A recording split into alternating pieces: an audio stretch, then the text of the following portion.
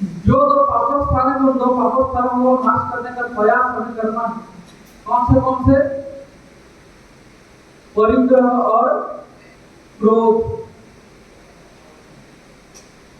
परिग्रह और क्रोध व्यक्ति को दो प्रकार से छूट सकते हैं। एक तो अगर वो स्वयं बुद्ध कि देख करके जो है उन दोनों की विषमता को जानकारी वो क्या कर लेवे, उन दोनों को त्याग कर देवे, और नहीं तो फिर क्या करते हैं, आचार्य भगवान उपदेश देकर उन्हें ज्ञान से उनको समझा कर फिर क्या करते हैं कि परिग्रह करने से क्या दुर्गति होती है और क्रोध करने का क्या फल मिलता है। इन दोनों की क्या करते हैं, उपदेश दे देकर व्यक्ति के मन को सरल बनाता है। सरल बनाने के बाद उनको फिर धर्म में स्थिर करते हैं।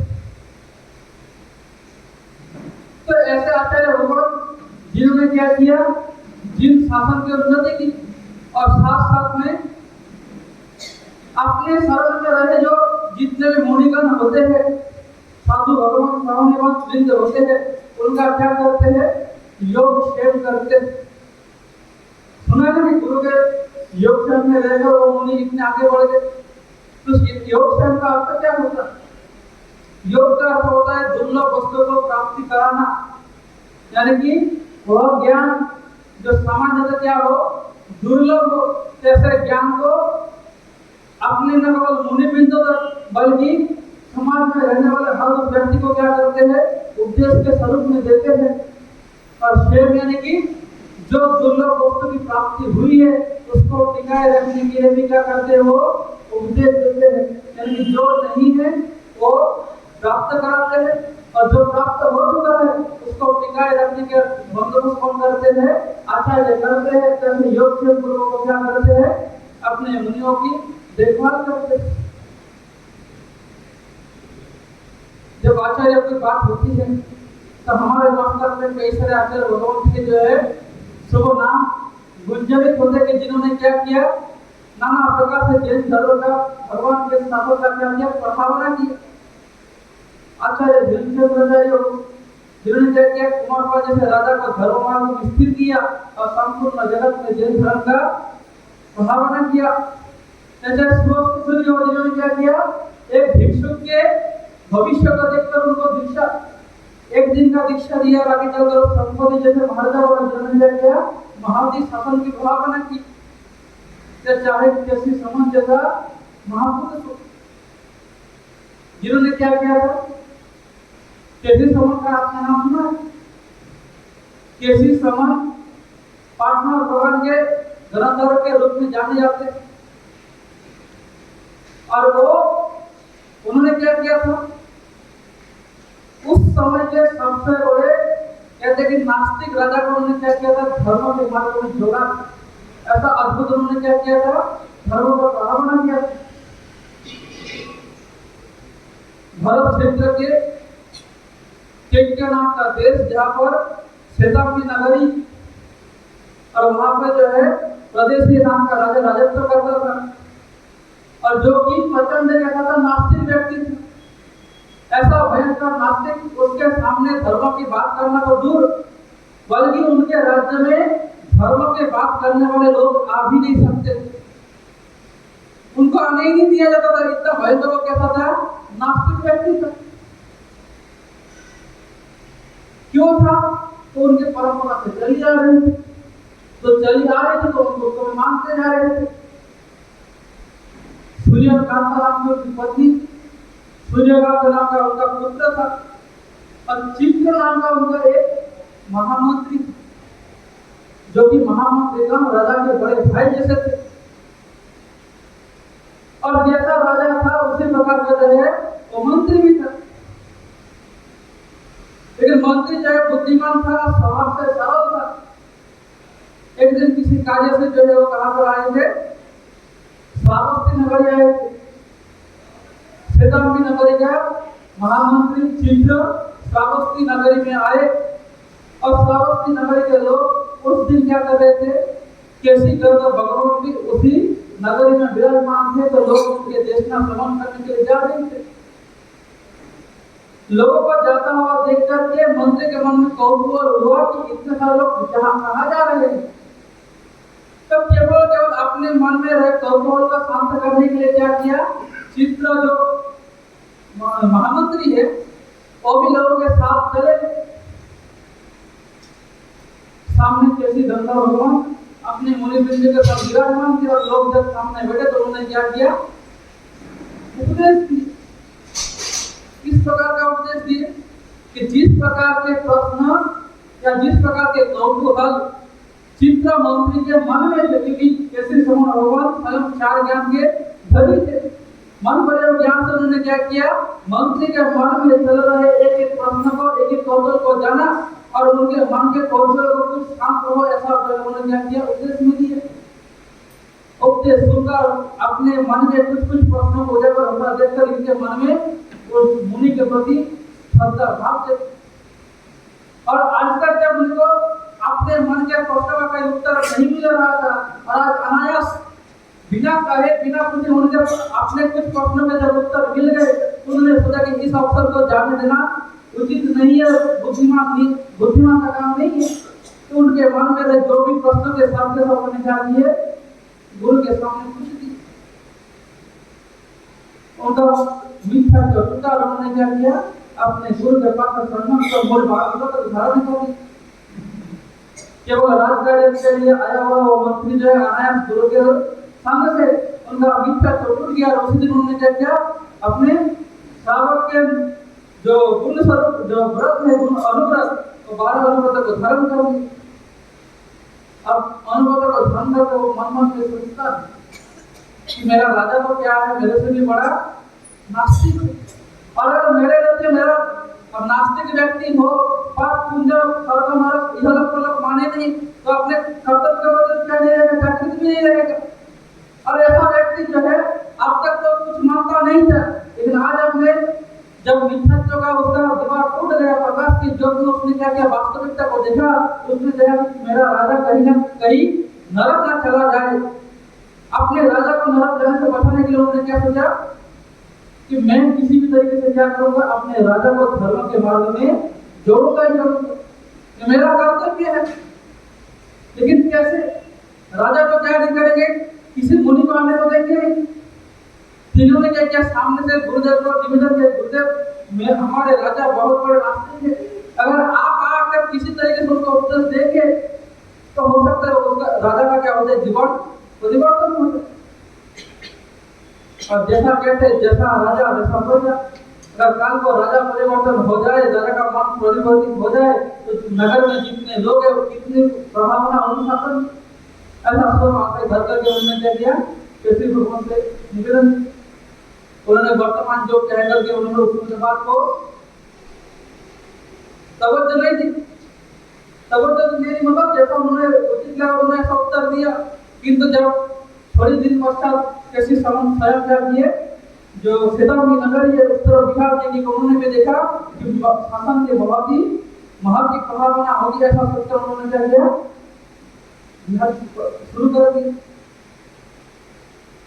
मंत्री के लोगों ने आकर के मंत्री को खबर पहुंचाया, खबरियों ने गुरुदेव आ रहे हैं। मंत्री ने जाकर के उद्यान वालों को पहले कह दिया कि अगर इस उद्यान में कोई साधु कोई मुनि भगवान आए, सीधा राजा का मत बोलना, सबसे पहले किसको बोलना, तो मेरे को बोलना।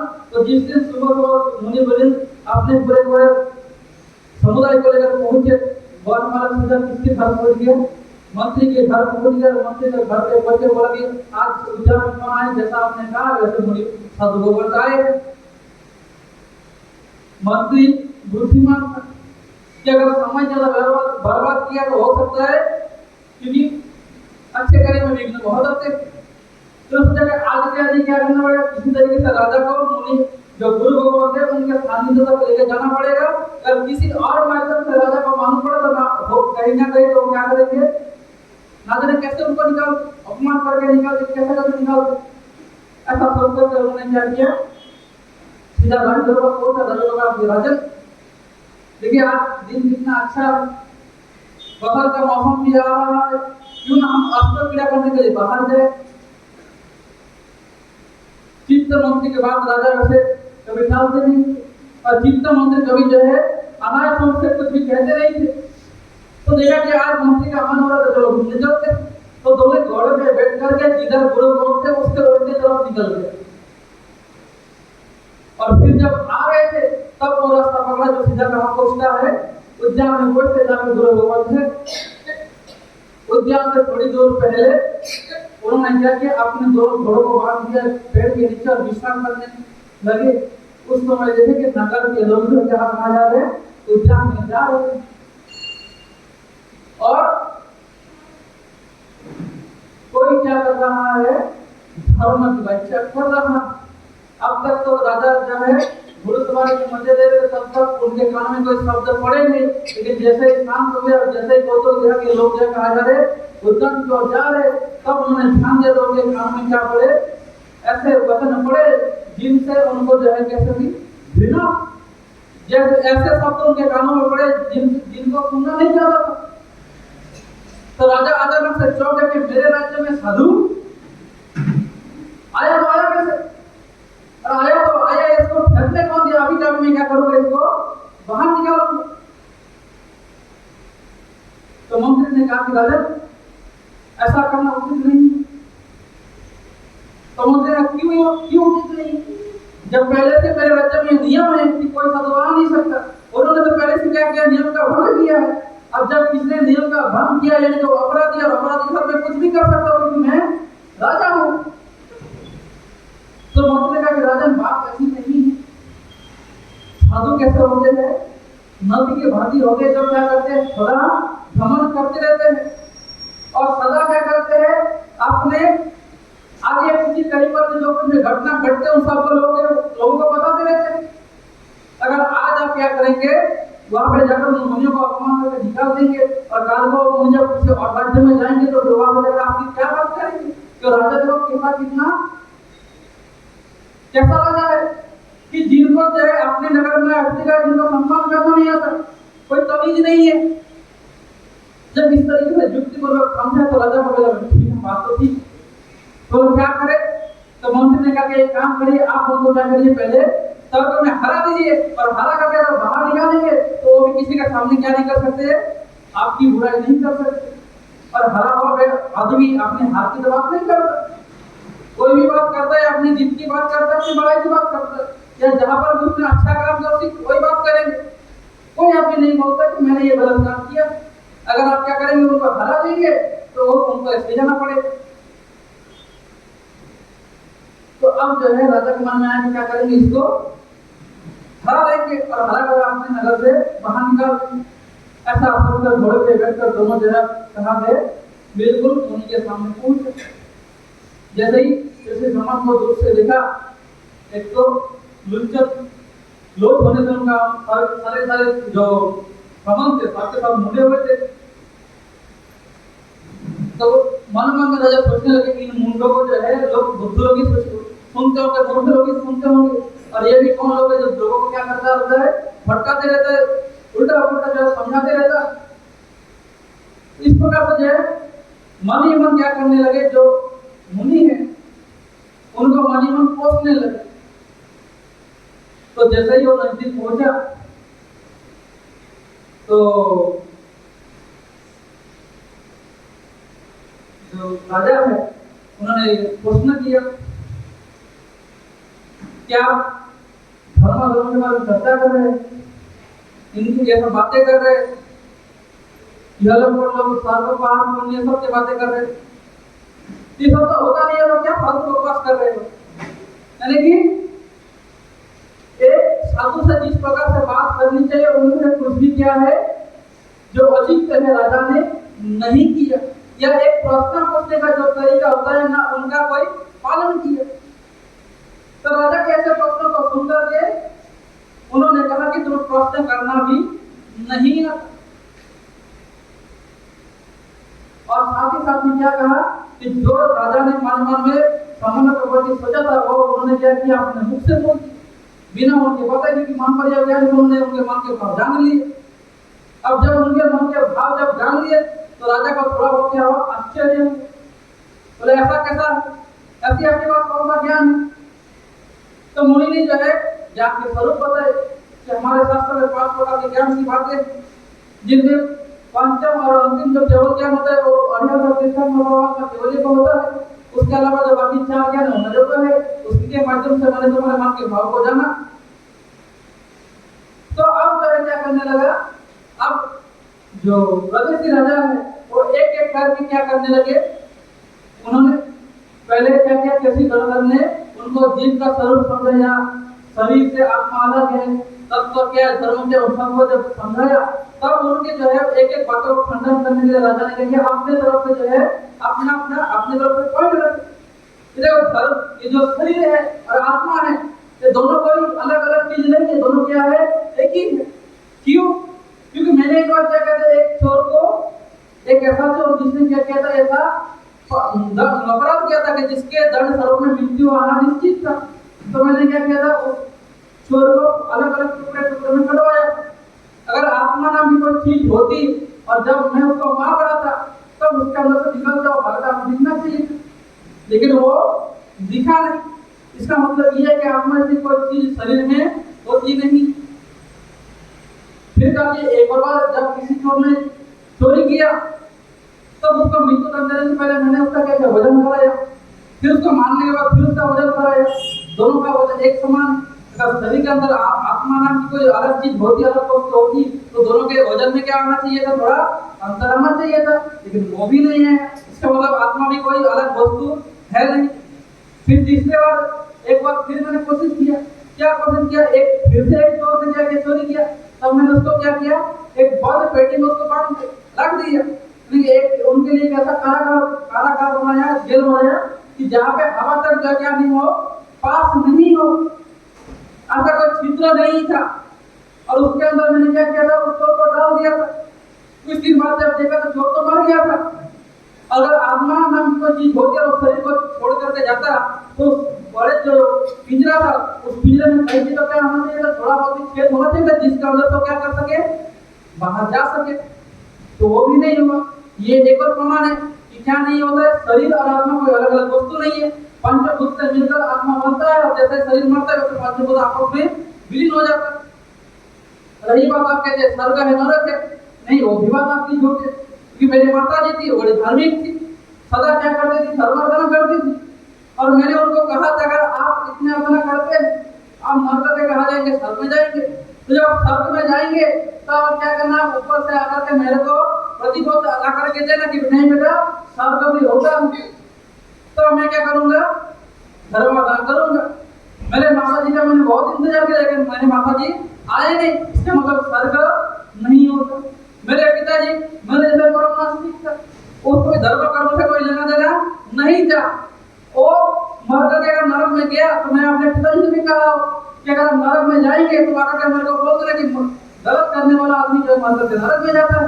वो मेरे पिताजी क्या करते हैं, मेरे को नहीं पता कि नहीं बेटा कुछ नहीं।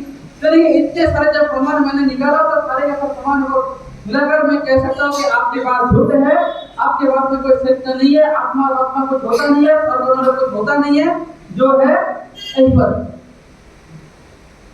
तो लेकिन राजा अपने तरफ से जितने दावे कर सकते थे या उनके पास जितने प्रमाण थे सारे के सारे उन्होंने क्या किया, राजा के सामने हमने किसी गणधर के सामने रख दी। फिर उनके एक एक प्रश्न का कैसे गणधर क्या करने लगते हैं, युक्ति पूर्वक उत्तर देने लगते हैं कि आत्मा जो है कोई दिखाई देने वाली वस्तु नहीं और जिसका कोई रूप नहीं होता उसको तुम आंखों से देख भी नहीं सकते। इसलिए तुम चाहे एक को काटो या 100 को काटो या 1000 को काटो, चाहे तुम कितना भी काटो, आत्मा को कभी तुम देख नहीं सकते। तो अगर कभी जिसको हम देख नहीं सकते, जिसका अस्तित्व का कोई प्रमाण नहीं है, तो उसको हम सच माने कैसे? अगर कोई वस्तु है उसका कोई तो प्रमाण होना चाहिए। तो उन्होंने क्या किया, उस समय उन्होंने हवा का दृष्टांत दिया। फिर तो हवा है तो बोला है, लेकिन क्या दिखता है? नहीं दिखता। क्या भाव वास्तव में नहीं दिखता है? दिखता है, लेकिन किनको दिखता है? जिनके पास ज्ञान है केवल वही दिख सकता है। वायु का जीवों का शरीर भी क्या है, पुत्र स्वरूप ही है और केवल क्या भगवान उनके शरीर को तो देख सकते हैं ना, लेकिन आप और हमारे पास शरीर इसका मतलब ये थोड़ी कि हवा को देख नहीं सकते। तो इस तरीके से उन्होंने क्या किया, उनके जो प्रथम जो दलील था उस दलील को भंग किया। फिर दूसरे नंबर में कहा एक इसी बात से उन्होंने क्या किया, उनके पहले दो दलीलों को ये कर दिया, एक तो जो निरंतर निराकार है उसको तुम देख नहीं सकते, और जिसका रूप नहीं है उसका कोई वजन भी नहीं होता। आत्मा का कोई वजन होता है? नहीं होता। तो फिर कहा कि तीसरा उन्होंने एग्जाम्पल दिया था कि एक मुर्दे एक कौर को मैंने क्या किया, बंद करके रख दिया था। तो राजा केसी रामलाल ने कहा कि देखो जब तुमने उसके शरीर को निकाला रहेगा तो उस समय उसके शरीर में क्या पड़ गए रहेंगे? कीड़े पड़ गए रहेंगे। अब बताओ कीड़ा आया तो आया कहां से? अगर ये जाते हुए इसका छेद करना जरूरी था तो उन सारे कीड़ों का आने के लिए भी तो क्या चाहिए था? छेद होना चाहिए था।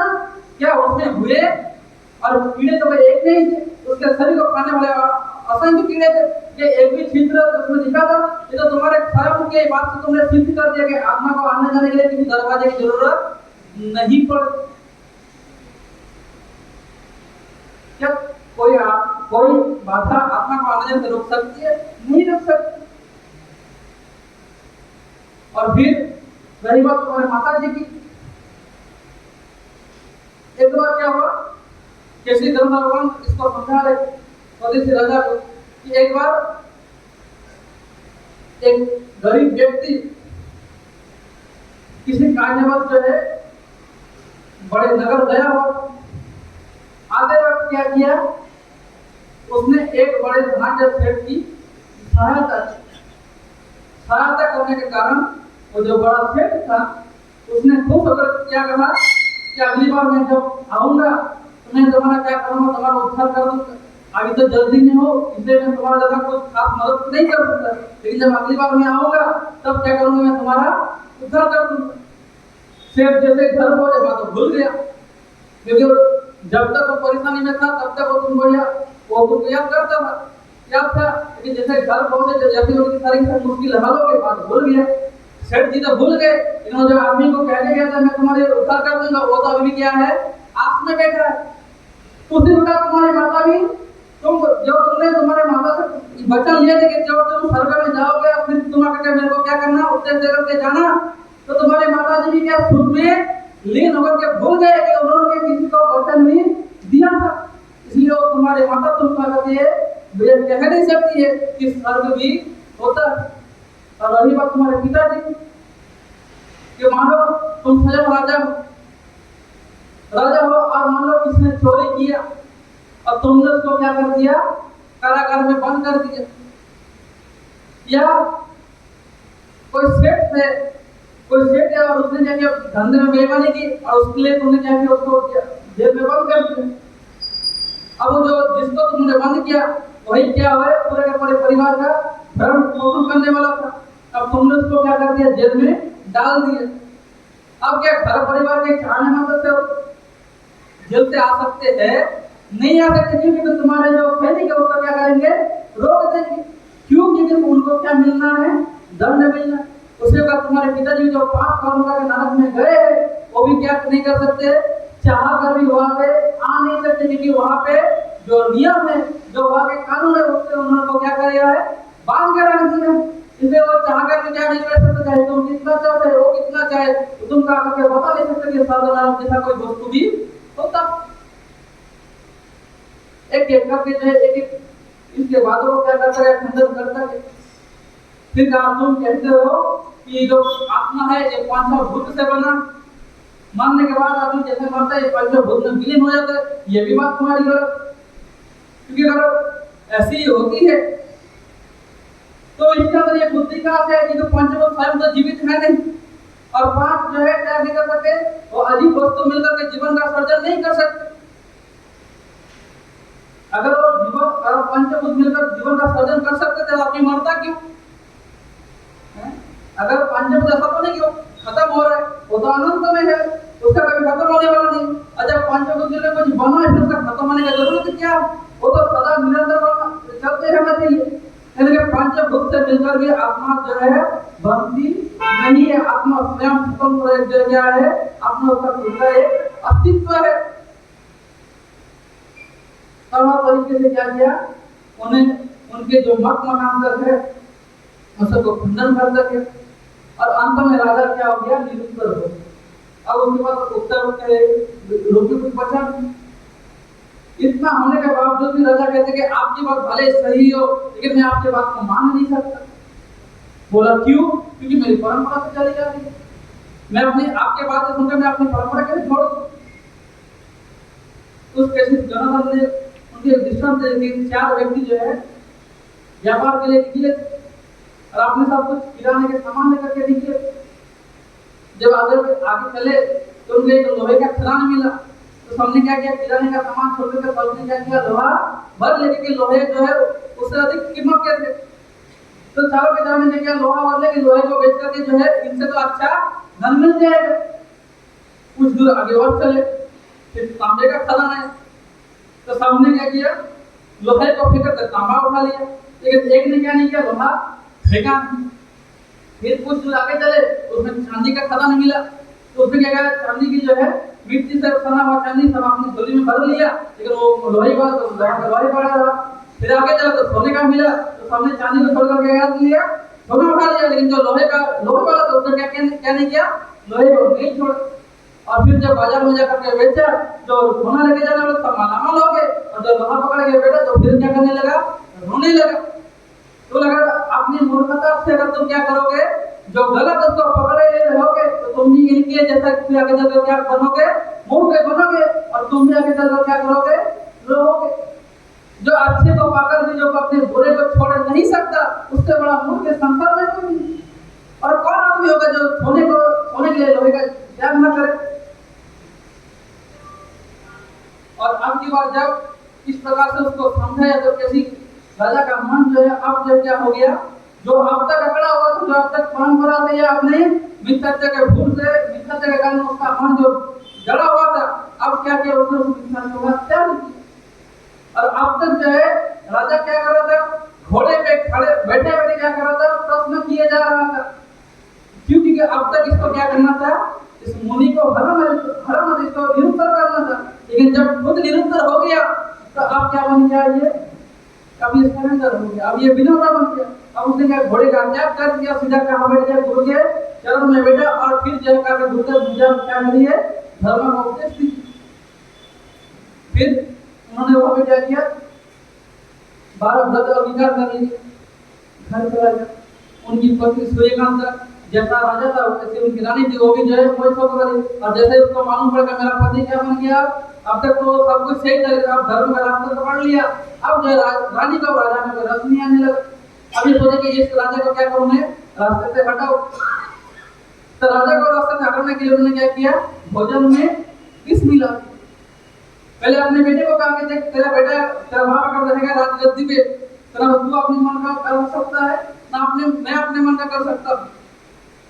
लेकिन बेटे ने कहा पिताजी ने सही किया, जो गलत था गलत को छोड़कर सही कर दिया, और मैं भी क्या करना चाहता उसी में चलना चाहता, तुम भी वही करो। लेकिन अवज्ञा की गति ऐसी होती, दुर्भाग्य की गति ऐसी होती है जिनको धर्म समझ में आता नहीं। तो उन्होंने क्या किया, राजा को भोजन में विष मिला दिया और राजा को खिला दिया। राजा ने जैसे ही भोजन ग्रहण किया, राजा को मालूम नहीं पड़ेगा कि भोजन में क्या है, विष है। मैं पहली पत्नी जिसको मैं क्या करता था, अपने जान से ज्यादा प्यार करता था, वो पत्नी ने क्या किया, मेरे को भोजन में विष जहर मिला दिया। उस दिन गुरु देव ने सही कहा था कि संसार में कोई किसी का नहीं होता। उस दिन तो गुरुदेव ने कहा था, आज मैंने क्या कर लिया, जान उन्होंने अपने पत्नी पर कोई क्रोध नहीं की, जब वो अपना है ही नहीं तो बोल कर क्या होगा, इधर कहा बोल गया, कौशल साला पूछा और उसने क्या किया, अपना आंसर ग्रहण कर लिया। कहते कि जिस दिन से उन्होंने क्या किया था, गुरुदेव के पास से व्रत ग्रहण किए थे, उससे 39वें दिन उनका क्या होता है, मृत्यु हो जाता है। जिसके अंदर उन्होंने क्या किया था, 13 छठ के तपस्या किए थे, और मर गए को कहा गया पंचम देवलोक ने देव बना। और 13 उन्होंने जो छठ के लिए 39 दिन के समय मात्र में ही उन्होंने जो धर्माचरण किए थे, उससे उनको पंचम देवलोक मिला। और जो तपस्या किया था, उस तपस्या के माध्यम से उनका क्या हुआ, उनकी देह की क्रांति बड़ी गजब की थी। और फिर क्या हुआ, एक बार भगवान महावीर स्वामी आमलक नाम के उद्यान में पधारे, उस समय वो जो देवलोक देव बना था कौन, प्रदेशी राजा का जी, वो कहाँ पे आया, वीर प्रभु को बंधन करने के लिए आया। वीर प्रभु को बंधन करके फिर उन्होंने क्या किया, वीर प्रभु के समक्ष निवेदन किया कि हे प्रभु, अगर आपकी आज्ञा हो तो आपके समक्ष में नाटक प्रस्तुत करो। एक बार पूछा, परमात्मा मौन रहे। दूसरी बार पूछा, परमात्मा मौन रहे। तीसरी बार पूछा, परमात्मा मौन रहे। मौनम सम्मति लक्षणम। अगर कोई आपकी बात करे, आप मौन रहे देंगे, आप मौन करोगे, क्या किया, उसको सम्मति, यानी कि आपने आपकी मर्जी बता दी, क्या तुम कर सकते हो। तो उन्होंने क्या किया, उस देव ने अपने दाहिने तरफ से 108 कुमार देव कुमार और अपने बाएं से 108 देव कुमारी बनाई, और फिर उनसे 32 बौद्ध नाटक को परमात्मा की भक्ति करके जो है वापस स्वर्ग चला गया। फिर गौतम भाई पूछते, प्रभु ये कौन था। परमात्मा ने क्या किया कि किस प्रकार से एक धर्माचार्य के कारण कैसे एक जो है नास्तिक जो राजा था, उस नास्तिक राजा का जीवन परिवर्तन हो गया। ना केवल एक राजा का परिवर्तन हुआ, बल्कि सारे के सारे लोगों किस प्रकार से क्या हुआ, जीवन में परिवर्तन हुआ। सारे का सारा जो है जो कथा है परमात्मा ने गौतम भाई को बताई। तो आचार्य बोलते इसलिए इसमें इस प्रकार से क्या करते, आचार्य भगवान जी संतान की जो है उन्नति करते, किस प्रकार से हमें क्या करते रहना चाहिए, आचार्य भगवान की जो क्या करना चाहिए, हमें अभ्यास करनी चाहिए। श्रीपाद चरित्र के अंदर हम सुन रहे थे कि श्रीपाद कुमार कहाँ पहुंचा था, जंगल जंगल होकर के जो है आगे बढ़ रहे थे। जंगल में उनको क्या मिल गया, जल तरन या शस्त्र निवारण नाम के 2 विद्या मिल गए। अब ये 2 विद्या को लेकर वो सीधे कहाँ पहुंच गया, भिक्षु कच्छ नाम के नगरी में वो पहुंचे। आज का कच्छ भरूच, उस भिक्षु कच्छ में पहुंचा और थकान उतारने के लिए क्या करने लगा, एक पेड़ के नीचे जो है आराम करने लगा। उस भिक्षु कच्छ नाम के जो नगर है, वहां पे एक बहुत बड़ा बंदरगाह था, जहाँ पे सामुद्रिक व्यापारी जो सामुद्रिक व्यापार हुआ करता था। तो धवल नाम का एक बहुत बड़ा व्यापारी, जो जिनके पास 500 जहाजें थी, उन जहाजों में माल भरने को क्या करते थे, द्वीप से महाद्वीप में क्या करते थे, वो व्यापार करते थे। आज जब उन्होंने क्या किया, कप्तान पकड़ के लंगर उठाओ और आगे के चलो, तो उनके एक भी जहाज वहां से हिले नहीं। खूब कोशिश करने के उपरांत भी जब हिले नहीं, तो अचानक से आकाशवाणी होती कि एक क्या करना पड़ेगा, 32 लाख सन से युक्त एक पुरुष की मुझे बलि चाहिए। अगर तुम बलि नहीं दोगे, तुम्हारे एक भी जहाज यहाँ से हिलेगी। अब धवल से ये अपना खुद का नगर नहीं है, दूसरा नगर है, दूसरा राजा है, सबसे पहले क्या करना पड़ेगा। अगर राजा ने मंजूरी दे दी, फिर मेरे को किसी से डरने की जरूरत नहीं। तो सीधा उपहार लेके कहाँ पहुंच गया, राज दरबार में। कहा कि राजा ने ऐसी बात है, एक पुरुष चाहिए बलि के लिए, अगर आप देंगे तो बड़ी मेहरबानी होगी। अब कोई राजा अपनी प्रजा को बलि के रूप में कैसे दे सकते, क्योंकि अगर लोगों को मालूम पड़ा कि राजा ने क्या किया, पैसे के बदले में, धन के बदले में क्या किया, अपने किसी नगर के व्यक्ति को मरवा डाला, तो लोग क्या करेंगे, विद्रोह करेंगे। तो राजा ने कहा कि मेरी नगरी के रहने वाले जो लोग हैं उनको छोड़कर के तुम किसी भी 32 लाख से युक्त पुरुष को क्या करो, तुम बलि पे चढ़ो, तो मेरे को कोई दिक्कत है नहीं। तो कुछ सैनिक जो है इसके साथ पहुंचे, और जो कोई भी ऐसा व्यक्ति होता है जो कि भरूच का रहने वाला नहीं होता, भिक्षु कच्छ का रहने वाला नहीं होता, और जो लक्षण जो गुण चाहिए उनमें होते तो पकड़ो और खत्म करो। तो लोग ढूंढते ढूंढते भटकते हुए कहाँ पहुंचे, जहाँ पे शिवाल कुमार सो रहा था, तो वहीं पे जो है पहुंच गया। अपनी जाके उसको घेर के खड़ा हो गया, तो एकदम उसको उठाया। और तो शिवाल ने देखा अचानक चारों तरफ से कौन, सैनिक ही सैनिक। शिवाल ने क्या बात है, तो बोला हमारे सेठ जी तो बुला रहे। बोला काम क्या, तो काम क्या है, मतलब तो सैनिक ने कहा हमारे सेठ जी का क्या चाहिए, एक आदमी चाहिए जिसको क्या करना है, बलि भी चढ़ाना है। क्यों चढ़ाना है, बोला हमारे जहाज चल नहीं रहे, जो देवता है उसको प्रसन्न करने के लिए क्या करना पड़ेगा, बलि देनी पड़ेगी। और तुम जो इस नगर का नहीं हो, इसलिए राजा ने कहा कि तुमको हम क्या कर सकते, ले जा सकते। तो श्रीपाद पहले हंसा, हंस है उसका हंसता हुआ देख के सैनिक ने पूछा हंस क्यों रहे हो। तो श्रीपाद ने कहा कि बलि में पकड़ा चढ़ता, कभी सिर पर चढ़ते हुए देखा है तुमने। तो यानी कि सीधे सीधे किसको पकड़ा, कहा कि जो तुम्हारा सेठ है उसको तुम क्या करो, बलि पे चढ़ाओ। 32 लक्षण से युक्त पुरुष कैसा होता है, सिंह समान होता है। तो अपने मालिक की जगह क्या किया, अपने श्रीमान ने बेइज्जती के सारे का सारे इस पे टूट पड़े। श्रीमान ने क्या किया, शास्त्र निवारण जो विद्या उनको प्राप्त हुई थी, उनसे उसका स्मरण किया और 500 के 500 जो सैनिकों को मारने के लिए आए, 200 को क्या किया, अकेले मार भगाया। सारे का सारे सैनिक अपनी जान बचा के भागे। जो श्रीमान कुमार इसका काम बोलते हैं, धवल सेन के पास पहुंच के चलो माजरा किया। धवल सेन आश्चर्य से देखता है कि एक आदमी क्या किया, 500 को अकेले मार भगाया। और इसके पास कोई ना कोई क्या है, चमत्कार। अब देखा ताकत से तो काम बना नहीं, अब क्या करना पड़ेगा। जब ताकत से काम पड़ा नहीं, सोचा क्या करो, अपने दल में अपना, अगर जब कोई किसी को हरा नहीं सकता, देखा हराना मुश्किल है, तो क्या करो, आपको अपने पाले में डाल दो। तो धवल सेन ने कहा कि ये हालत है, ऐसी मेरी मजबूरी है। अगर तो तुम क्या कर सको, मेरे को इस मजबूरी से निकाल दो, मुसीबत से निकाल दो, तो मैं क्या करूँगा, तुमको जो है अच्छा खासा इनाम दूंगा। तो श्रीमान ने कहा क्या दोगे तुम, तो आपको पता ही जो देख सकता था। श्रीपाल कुमार ने सोचा कि ये कहा जा रहा है, अगले द्वीप महाद्वीप में जा रहा है, वहाँ के लोग, वहाँ पर रहने का रहन सहन तौर तरीका नहीं, जो देखना जानना को मिलेगा।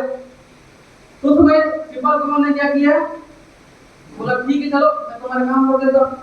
उसने क्या किया कि जैसे शिव चक्र का ध्यान धरा, तो वैसे ही जो माया से क्या हो गया, बिल्कुल जड़ बन गए थे, पानी में भी जो है हिल नहीं रही, तो अचानक से क्या हो गया, सब नाव हिलने डुलने लगे। धवल सेन ने देखा ये आदमी मेरे साथ पूरा का पूरा रास्ता रहा, तो मेरे को किसी चीज की दिक्कत होने वाली नहीं है।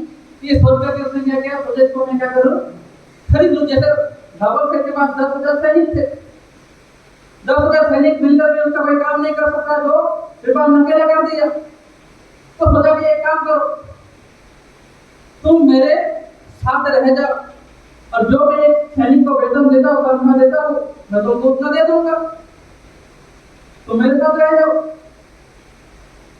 तो श्रीपाल ने कहा नहीं, एक नहीं, जो 10 के 10,000 जितने को तुम देते हो उतना दो, तभी मैं तुम्हारे साथ क्या करूंगा, रहूंगा। लेकिन मेरी जो ताकत है तुम्हारे 10,000 सैनिक से भी बढ़कर है। तुमने देखे 10,000 सैनिक मिलकर भी कुछ नहीं कर सके, मैंने क्या कर दिया, तुम्हारा मुश्किल हल कर दिया। अब फिर समझ में पड़ जाएगा, खर्चा बढ़ जाएगा। एक तो एक तरफ 10,000 सैनिक, और उसका जिसका जितना खर्चा उसका अकेला खर्चा इसका है। अब सोचे तो इसको रखे कि नहीं रखे, रखे तो फायदा तो है, लेकिन सारा नुकसान अलग से है। तो श्रीपाल ने देखा कि सेठ जो है क्या कर रहा है, अंदर से मोल भाव कर रहा है, रखे कि नहीं रखे, रखे कि नहीं रखे। तो सैनिक श्रीपाल ने कहा कि एक काम करो, मेरे को तुम मत रखो, मैं तुम्हारे साथ रह जाता हूँ। ये बताओ अगले दिन तक ले जाने के लिए तुमको भाड़ा कितना लगेगा। तो आपके अच्छी बात, एक तो ये तो मेरे साथ ही रहेगा, ऊपर से मेरे को भाड़ा भी मिलेगा। उसने क्या किया, बोला ठीक है तुमको जो देना दो, आप तुम रह जाओ। क्या क्या श्रीपाल को लिया, चल दिखा बकौर नाम के द्वीप की ओर चल पड़े।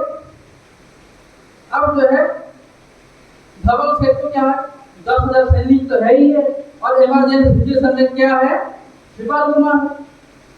तो सीधा आप बोल के बब्बर को दिन पहुंच गया, वहां पर उसने क्या किया, माल सामान जो है ना उतारना शुरू कर दिया, क्योंकि व्यापार करना है तो सामान को उतारना है। तो क्या बब्बर को दिन में जो महाकाल नाम का राजा था, उनके सैनिक आगे कर वसूलने लगे। कोई भी बाहर का कंपनी आता तो इनकम टैक्स लगाते कि नहीं। तो वैसे जो है हर एक बाहर के जो व्यापारी आते थे व्यापार करने के लिए, उनके ऊपर कर लगाया था। धवल सेन ने क्या नहीं किया, कर देने से इनकार कर दिया। क्यों इनकार किया, तो उसके पास 10,000 सैनिक है, अगर राजा लड़ने गए तो लड़ लेंगे, लेकिन कर क्या नहीं करेंगे, कर नहीं लेंगे, बदमाशी दिखाए। तो राजा ने क्या किया, राजा ने भी अपनी तरफ धर्म पकड़ो उसको, दोनों के बीच में भयंकर लड़ाई हुई। और राजा के सेना ने क्या किया, जो धवल सेन उसके सैनिकों को पराजित कर दिया। पराजित किया, सेठ को पकड़ा, सेठ को पकड़ के राजा के पास ले गया। राजा के सब पेड़ पे लटका दौड़ता, तो पैरों में रस्सी बांध करके क्या किया, धवल सेन को उल्टा पेड़ों पे लटका दिया। अब श्रीपाल जो है जहां पे लटके हुए धवल सेन थे वहां पे पहुंचे, पहले उसको देखा, देख करके मन में उसको हंसी आई, लेकिन अपने हंसी को रोक कर क्या बात हो गई, ऐसा कैसा हालत हो गया आपका। तो सेठ विक्रम लगे कि सिपाल बचा लो मेरी बड़ी मेहरबानी होगी, ना जाने में कहा के फंस गया। तो सिपाल ने कहा कि मुझे क्या मिलेगा, मैं तुमको बचाऊं, लड़ू किससे, राजा से, राजा किसके पीछे पड़ेगा, मेरे पीछे पड़ेगा, मेरे को फायदा क्या, अगर मेरे को फायदा नहीं, मैं तुम्हारी मदद कैसे करूं। तो धवल ने कहा मेरे पास जो है उसका 50% तेरा जान बची लगो, अगर मर गया तो क्या करोगे 500 जगह का। तो कहा जो है उसका आधा तेरा, तो ठीक है दिल कर, सीधा काम हो गया, श्रीपाल तुम्हारा सीधा राजमहल में पहुंच जाएगा, राजा मेरे शर्त को छोड़ दो। तो कोई अनजान आदमी अगर सीधा राजा को कहे कि तुम मेरे आदमी को छोड़ दो, मेरे सेठ को छोड़ दो, राजा बात मानेगा। सोचा बाहर का व्यक्ति है, समझा दो तो समझ जाएगा। तो एक राजा का जो गौरव होता है, गौरवपूर्ण यानी कि जो एक अभिमान होता है, अभिमान से कहते बच्चे जितनी तेरी उम्र नहीं है ना, उससे ज्यादा मैंने लड़ाइयाँ की, और जितनी मुंह होती है उतनी बड़ी बात करनी चाहिए। जरा एक बार देख तो ले सामने कौन है, मैं इस द्वीप का कौन हूँ, राजा हूँ। तेरी जिंदगी मौत मेरे एक इशारे पे नाचती है, अगर मैंने कहा तो तेरी जिंदगी यहीं पे खत्म हो जाएगी। यानी कि बातों से ही जो क्या करने लगे, कोशिश करने लगे कि सिपाही थोड़ा पीछे हट जाए। तो सिपाही उनसे भी एक कदम आगे, बोले अरे राजा क्या बड़े बड़े फेंकते हो, अगर क्षत्रिय हो तो लड़ो, उतरो मैदान पे, दिखा जाएगा किसमें कितना है। तो क्षत्रिय होते ही अपने भाव से अपने बल दिखाते। अब दोनों के जो है दोनों ही क्रम, राजा राजकुमार दोनों राज परिवार में, दोनों ही क्षत्रिय, दोनों का एक खुलकर उधर गए लड़ने में। फिर से दत्तक निवारी ने विद्या का स्मरण किया, और आपके पास सिपाही को आगे नहीं जाएगा, राजा के सारे सैनिक को भगाए। जब सैनिक भाग गए तो राजा खुद लड़ने उतरा, तो राजा को उसने क्या किया, हरा दिया, और हरा करके अपने घुटने को क्या किया, राजा को ले दिया। राजा को हराया तो अपने सेठ को क्या किया, छुड़ा दिया। सेठ गुस्से में तब तमाया हुआ था, तो सिपाही को क्या करे, इसको खत्म कर दो, इसी वक्त क्या करो, इसको खत्म कर दो, कि इसने मेरा क्या अपमान किया। सिपाही ने कहा सेठ बात तुमको छुड़ाने के वजह राजा को मारने की बात नहीं हुई, काम होता होगा दिल में जितना करा होता उससे ज्यादा काम नहीं होने वाला, तुमको छुड़ा दिया, मेरा काम खत्म, और तुम 50% मेरे हवाले करो। तो ना जैसे भी क्या करना पड़ा धवल सेठ को, उसका जो 500 जहाज में जितना माल था 250 माल किसको देना पड़ा, सिपाही को देना पड़ा। महाकाल राजा सोच रहा कि आदमी कैसा है, आदमी अकेला, वो भी कोई इसका सगा नहीं है, इसके साथ केवल किसी कारण से रह रहा है, और ताकत तो देखो कि अकेले क्या किया, पूरे के पूरे साम्राज्य का सैनिक वो जो अकेला हालत है, इससे अच्छा लड़का मेरे को मिलेगा। उसने क्या किया, चट मांगनी पड़ दी। उन्होंने क्या किया, अपने बेटी के हाथ का किसी के हाथ में दे दिया, सिपाही के हाथ में दे दिया कि इससे अच्छा लड़का मेरे बेटी के लिए नहीं मिलना मेरे को। तो मदद ने का क्या किया, विवाह किसके साथ करा दिया, सिपाही कुमार के साथ करा दिया कि जाओ। सिपाही कुमार जब निकला तो उसके पास कुछ नहीं था, लेकिन आज क्या है, जल कर्म ने शास्त्र निवासी से दो विद्याएं है, दो विद्याओं के साथ जो है अब क्या है, धवल सेठ का आधा माल है, और साथ साथ में राजकुमारी मिली, राजकुमारी के साथ जो आया गिफ्ट है, दहेज होते हैं क्या कहते हैं, गिफ्ट आए हैं वो अलग, यानी कि जो खाली हाथ से निकला था अब वो क्या बन गया, माल बन गया। अब माला बन गया। अब जो है कुछ समझ क्या करने लगा, वो बब्बर को दिन में जो है आराम से रहने लगा। कुछ समय पश्चात जो है धवल सेठ ने क्या किया, अब जब सिपाल जमाई बन गया तो राजा ने क्या किया, सिपाल की कहने के चलते क्या किया, जो धवल सेठ उनको माफ कर दिया, उनका जो है कर भी माफ करा, देखे चलो ठीक है तुम्हारा आदमी देखो तुमको जो नहीं कर सकता ठीक है जान दो। और जो 10,000 सैनिक राजा के सेना ने उनको हरा दिया था, सेठ ने क्या उनको भी निकल दिया, निकलो तुम लोग किसी काम के लिए, तुम निकल में सारे के सारे। सिपाल के कहने पे जो सारे के सारे जो है सैनिकों को फिर से क्या किया, सेठ ने रख लिया। अब सैनिकों ने देखा कि भाई चलती किसकी ज्यादा है, सिपाल की है, तो उन्होंने क्या किया, भले खर्चा पानी किसके पे चल रहे थे, सेठ के खर्चे पानी पे चल रहे थे, बात किसका मानना है, सिपाल कुमार की बात मानते हैं। तो इस तरीके से जो पूरा का पूरा जो है माजरा पूरी तरीके से उलट गया। और फिर क्या करने लगे ये लोग, अब जो है बब्बर कुलदीप ये द्वीप है, वहां से निकल के अगले द्वीप की ओर रवाना हुए। जाते समय राजा ने जो कुछ भी दिया था उसमें सुमर नाम का एक जगह है नटमंडली भी थी। वो नटमंडली क्या करती थी, जब भी शिवपाल को यानी और राजा का सबसे पसंद नटमंडली था, जब भी राजा का मन होता था तो नाटक करते थे। और राजा से भी ज्यादा किसको पसंद थी, राजकुमारी को पसंद। अब देखा जब राजकुमारी जा रही है तो राजा ने क्या नटमंडली को भी क्या किया, शिवपाल कुमार के साथ भेज।